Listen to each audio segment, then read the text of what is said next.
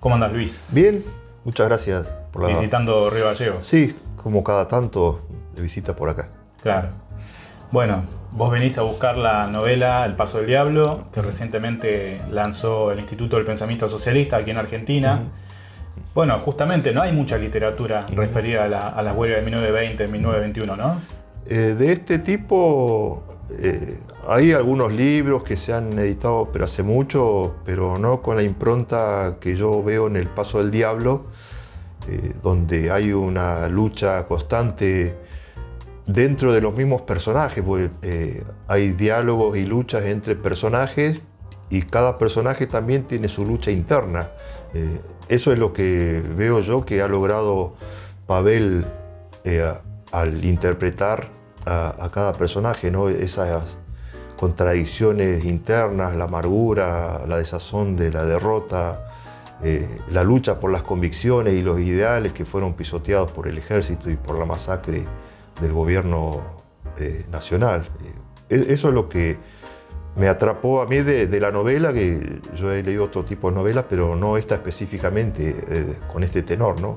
Más conociendo ya de antemano la historia real de cómo había sido la derrota de la última asamblea y el escape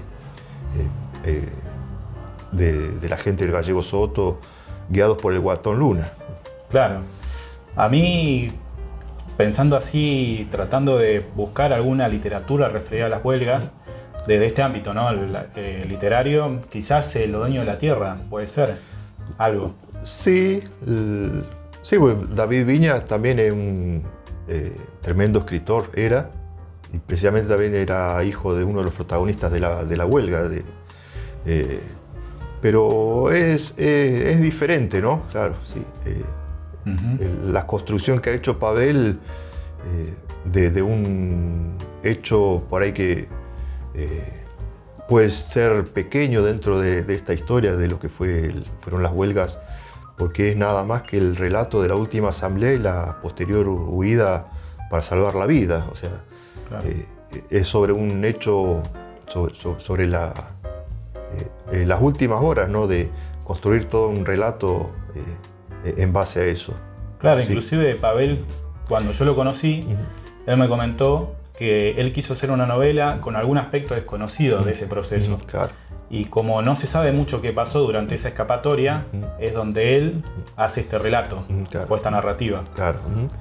Sí, eso está buenísimo, porque en el caso mío, yo una vez que me fui a vivir allá al Calafate y conocí la zona, los lugares, entonces yo también me imaginaba cómo había sido esa huida, ese escape por esos cañadones y cerros que ahora ya conozco y sospecho por dónde pudieron haber escapado. Y claro, no eran hombres que iban en silencio, sino que necesitaban diálogo. Bueno, y aparte iban con la muerte tras los talones, ¿no? Sabían que donde lo agarraban los milicos lo liquidaban. O sea, es buenísimo en ese sentido, claro. Claro, claro. Bueno, y te hago dos preguntas que tienen una misma relación. ¿Por qué es importante leer esta novela? ¿Por qué es importante que la literatura apoye, ¿no? estos procesos? Y la otra pregunta es, ¿quiénes tendrían que leer esa novela o quiénes serían los que habría que proponerles que la lean? La novela está muy buena en cuanto a los relatos y lo que decía antes, ¿no? de cómo ha logrado reflejar las contradicciones del grupo y las contradicciones internas en cada personaje. Es atrapante en ese sentido, es una lectura ágil, amena, rápida. Es una novela que se puede leer en horas, en el mismo día, y donde uno queda gratamente sorprendido por la vivencia, como si hubiese estado en el lugar. Y es bueno, es muy buena edición el libro, y es importante que esta lectura llegue a los jóvenes, a quienes deben apuntar toda esta lucha por la memoria, por rescatar los hechos históricos y sobre todo es una forma de hacer justicia sobre los fusilados en la huelga de Santa Cruz, que ahora 100 años se pretende politizar o llevar arreando su ideología para uno u otro sector. Luego de 100 años es un buen homenaje la novela de Pavel. En ese sentido abre otras miradas, otras perspectivas, un hecho real que sucedió acá en nuestra tierra y con personajes que en algunos casos no hemos conocido, pero por ahí hemos conocido sí a quienes sí han conocido esos personajes, y es una forma también de haber estado en contacto con esta historia. Claro. Cuando vos hablas de politizar, específicamente ¿a qué te referís? Y al gobierno, ¿no? Que politiza el hecho del centenario de la huelga en su sector propio, porque hoy en día hay muchos sectores que están reclamando al gobierno y ese mismo tipo de reclamo es similar al que hacían los huelguistas de 1921.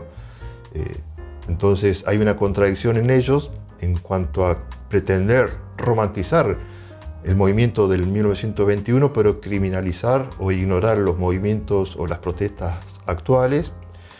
Y también es para mí una aberración romantizar la masacre de los trabajadores, ¿no? En cuanto a canciones, poesías, a mostrar personajes románticos o historias románticas.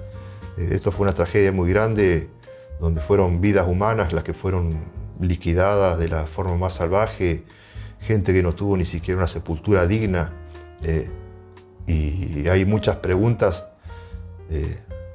que todavía debemos hacernos y hay muchas respuestas que faltan, sobre todo del poder y del gobierno. Entonces, por eso que digo que está muy politizado en ese sentido, ¿no? Y es una contradicción, porque claro, los movimientos de hace 100 años es un movimiento romántico y los movimientos actuales son por ahí movimientos que son criminalizados o que están en contra del gobierno.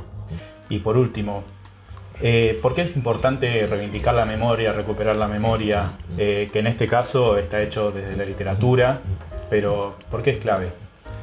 Y hay un dicho que todos repiten, que es para que no se repita nunca más, y lamentablemente la historia es cíclica, ¿no? Entonces los procesos y los hechos se repiten, se van repitiendo constantemente a lo largo de los años. Hace 100 años fue una gran huelga de los trabajadores, no solamente rurales, sino también de las ciudades. Y hoy hay grandes huelgas o grandes paros o movilizaciones en todo el país. Si bien la situación es otra, es diferente, pero es importante conocer la historia, no solamente por el relato histórico preciso que hizo Osvaldo, sino a través de este tipo de trabajos, de novelas, en el caso de la obra de Pavel, o como decía, Los dueños de la tierra de David Viñas, o el libro que hizo Folleto, más bien, Correa Falcón en su momento, o algunos otros que fueron apareciendo. La historia debiera enseñarnos que hay procesos que lamentablemente terminan muy mal, y eso es lo que uno debiera aspirar cuando dice que no se repita nunca más. Pero lamentablemente siempre se van repitiendo hechos, los vemos a diario con las muertes dudosas en comisarías, los femicidios. Yo creo que también tiene que ver con mantener como una especie de hilo de continuidad, para que quienes salen a luchar no empiecen de cero, sino que sepan que hubo otros procesos, claro, en los cuales se aprende, se sacan lecciones. Quizás eso también sirve. Sí, eso lo especificaba Rodolfo Bosch. Me recuerdo bien que el gobierno o los sectores poderosos pretenden siempre que cada lucha nace de esa misma lucha y no está conectada a luchas anteriores, sino que es todo un largo proceso de la clase trabajadora. Entonces las clases dominantes no quieren que los trabajadores tengan historia. Entonces eso es lo que alertaba él, y realmente las luchas tienen historia, porque vienen de mucho antes. Entonces no son nuevas luchas, sino que es una continuidad de aquellas viejas luchas de hace 100 años e incluso de hace más. En este caso específico de la huelga que ocurrió hace 100 años, son una continuidad. Cada lucha que hubo en las diferentes décadas en la Patagonia, no solo en Santa Cruz, sino también en Chile. Claro. Bueno, muy recomendable entonces la novela. Todo aquel que la quiera leer. Ya está editada en Argentina. Antes solamente se conseguía en Chile, claro. Pero hoy se consigue acá y en un precio accesible para que esté al alcance de todos y de todas, ¿no? Claro. Sí, bueno. el precio, la edición está muy linda, muy buena, bien cuidada, y el precio la verdad que es casi un regalo, porque por ese precio no se consigue nada, claro. Bueno, muchas gracias, Luis. Gracias a vos.